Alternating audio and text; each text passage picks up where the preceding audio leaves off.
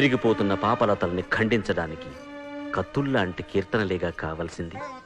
అందుకు నందక ఖడ్గమే సరి. అటు చూడండి. ఓం నమో వెంకటేశాయ, ఓం నమో వెంకటేశాయ, ఓం నమో వెంకటేశాయ, ఓం నమో వెంకటేశాయ, ఓం నమో వెంకటేశాయ. కొంగుచాచి పుత్రభిక్షను వేడుతున్న ఆ లక్కమాంబ నా ప్రియభక్తుడు. తొలి తెలుగు పాటకు ప్రాణం పొయ్యడానికి మన నందకుడు అన్నమయ్యగా ఆమె గర్భాలయంలోనే అవతరించబోతున్నాడు.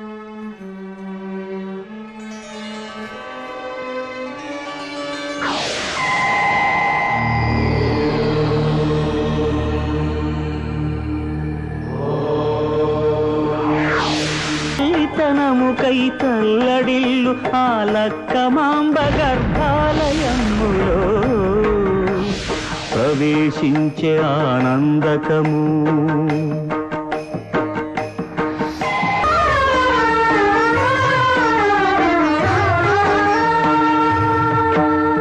పద్మావతి పురుడు పోయగా, పద్మాసనుడే ఉసురు పోయగా, విష్ణు తేజమై నాద బీజమై ఆంధ్ర సాహితీ అమర కోశమై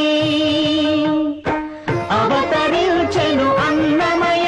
లక్కమాంబ, లక్కమాంబ, ఆ వేద పాఠశాలలో మన వాడి ధాటి చూసి ఆ వేదాచార్యుల వారు ఏమన్నారో తెలుసా? మీ అన్నమయ్య ఏకసంతగ్రహండి.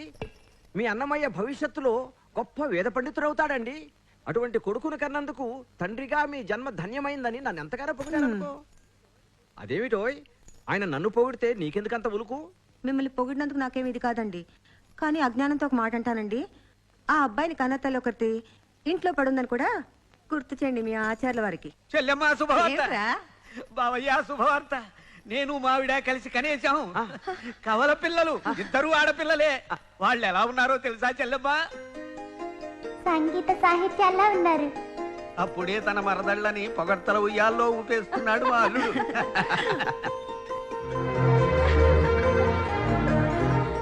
అయ్యో వద్దు బావా.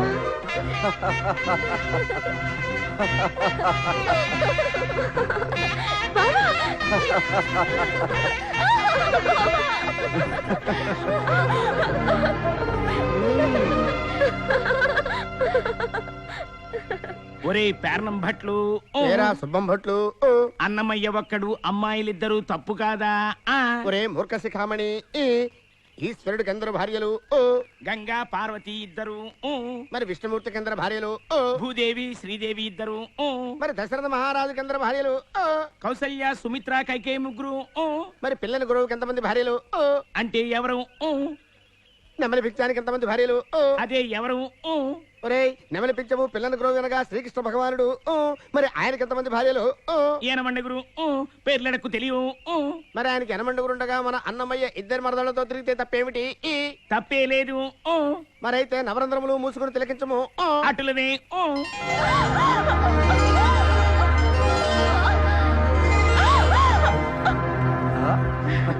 ఎలా ఉంది బావా మా జడల బంధం?